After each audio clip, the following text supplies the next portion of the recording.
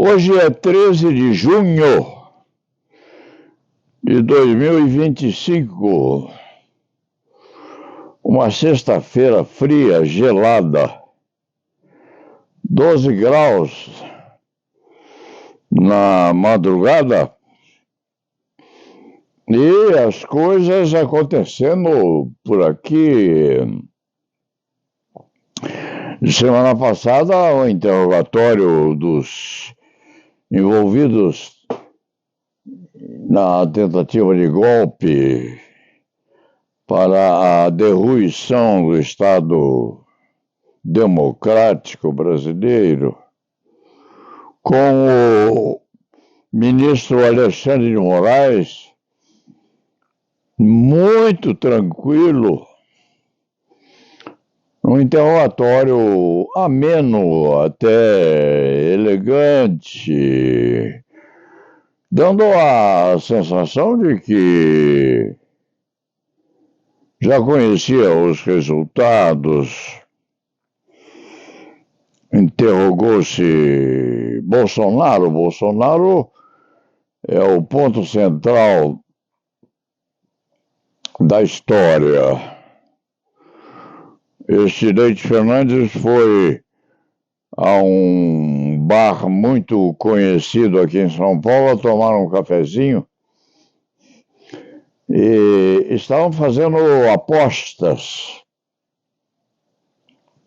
colocadas dentro de uma sobrecarta e lacradas depois, a saber qual seria o resultado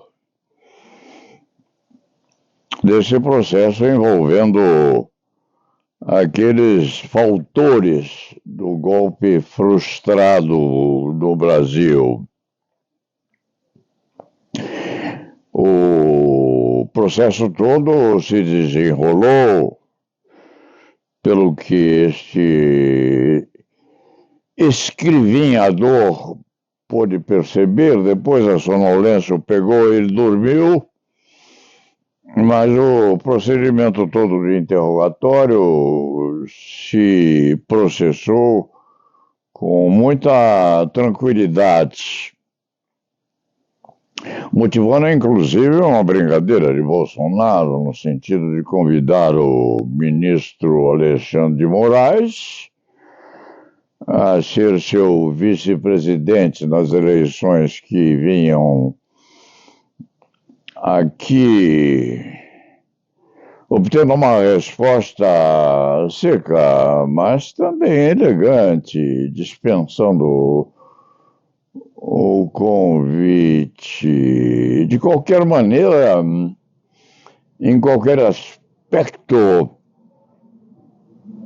os circunstantes naquele cafezinho que o Leite Fernandes estava a tomar faziam apostas sobre a inculpação, sobre a exculpação, sobre o grau de condenação que viria se quando viesse, e sobre a perspectiva de indulto se a direita vencesse as próximas eleições.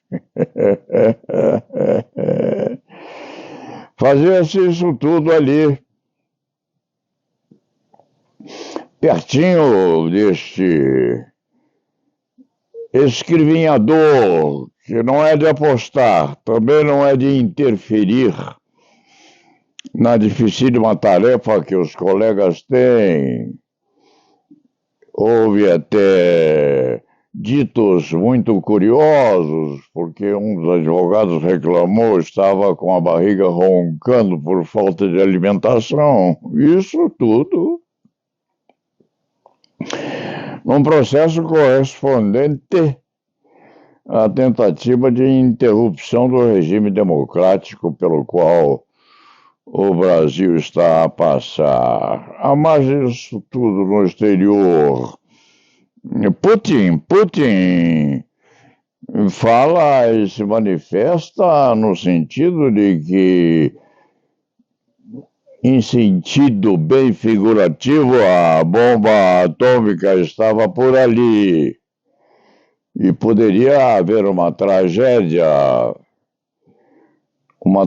esta introduzindo a humanidade toda na perspectiva de extinção. Imaginem Putin a falar em atirar uma bomba atômica na Ucrânia. É deslocamento, com certeza. Mais que uma ameaça, menos que uma ameaça, uma lembrança diabólica que não deveria provir da mente de um chefe de Estado. Esta crônica é curta. O Leite Fernandes sempre se preocupa em saber como é que um líder hoje amadurecido era na infância, na adolescência e no começo do amadurecimento. Encontrou uma foto de Putin quando tinha lá os seus 18, entre os 18 e 20 anos, quem sabe.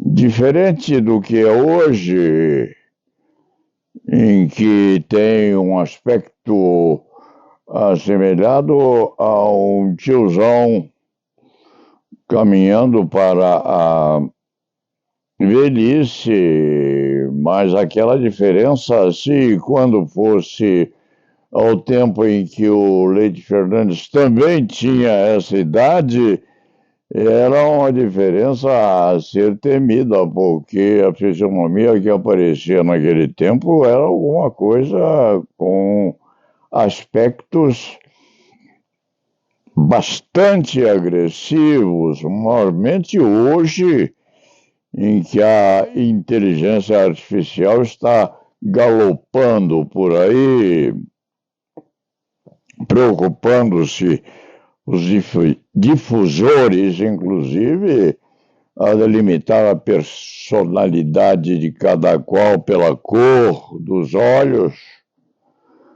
pelos olhares difundidos por um ou outro debatedor, pelas fossas nasais, etc. Agora, a atualidade é, sim, o dia é a atualidade, a hora em que as criaturas se põem transparentes. Dentro desse minudente aspecto, Putin é ou era um mais que adolescente espelhando periculosidade pela fisionomia. Não é um homem com quem se possa brincar. E isso diz bem ao Paulo Sérgio, para não ir mais longe, que é hora de parar. Tocante àquilo que vem acontecendo à nossa nação, esses conflitos entre direita e esquerda, entre advocacia pululante, aquela que faz esforços para interferir em opiniões ofertadas quanto àquilo que vem acontecendo no processo que envolve Bolsonaro, o Leite Fernandes deve dizer que não tem aqui e não põe aqui e não disputa aqui aquilo mesmo que estavam a disputar naquela pezinha feita num bar de modismos aqui em São Paulo. Não aposta em coisa alguma, não interfere no trabalho dos criminalistas que estão a tentar defender Bolsonaro, mesmo porque essa interferência não é eticamente bem vista. O Paulo Sérgio tem o seu envelope, tem a sua sobrecarta, já pôs a sua opinião lá dentro e lacrou tudo muito bem, aguardando o resultado desse processo movido, entre outros, a Jair Bolsonaro. E lembra uma coincidência muito esquisita. O Leite Fernandes está a ler um dos sucessos de Noah Harari, judeu, confesso, gay, confesso, casado com um homem também, confissão Leite Fernandes não tem coisa alguma a ver com isso, não dá opinião e não tem preferências a serem expostas. E o Leite Fernandes estava a ler o Noah Harari, e Noah Harari, nesse último livro dele, Nexo, uma obra que vendeu 800 mil exemplares impressos vendeu 800 mil, e estava exatamente na página que falava de um tal de Jorge. O Harari não falava nem bem nem mal de Jorge, apenas transcrevia uma página, uma oração em que o Jorge afirmava que se não houvesse rede social, em outros termos, que ele, Jorge, não tivesse feito a divulgação, a propaganda e a publicidade de Bolsonaro à época das eleições, Bolsonaro não teria sido presidente da República. Vejam que coincidência extravagante. Enquanto este escriba estava a ler Nexo, aparecia a figura de Jorge no livro.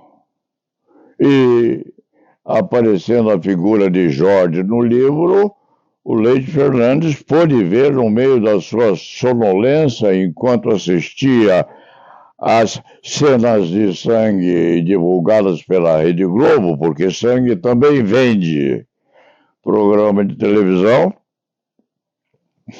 O Leite Fernandes viu que um dos debatedores com o ministro da Economia de Lula, Haddad, que era exatamente esse Carlos Jorge, hoje deputado federal, que estava a disputar acerbamente com o ministro da Economia do presidente Lula. Dito isto, é uma das coincidências acontecidas na vida deste escriba.